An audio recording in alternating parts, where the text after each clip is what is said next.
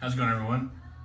Paul with Everhome Real Estate. I'm over here at 1910 Barrymore Common in Fremont. I'm going to be talking about a Pistachio Lane. This is actually something I picked up over at Darcy Kent over in Livermore just about a week or two ago. Also put a review in that on Google Maps as well. Alcohol content, 13.2%. It's not bad for a little white. Let's give this a shot.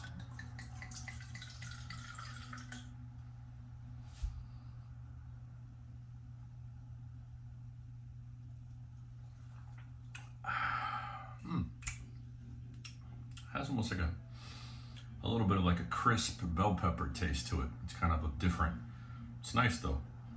They did say that the reason there's a raven or a crow on the front is because they're the only bird that can actually open up a pistachio shell. I thought that was quite interesting. Darcy Kent was fantastic as well at the winery. Got to meet some really cool people there. They definitely know their wines. So this is it here. Hopefully it comes through. Hope I get to see you next time for a glass of wine. Salud.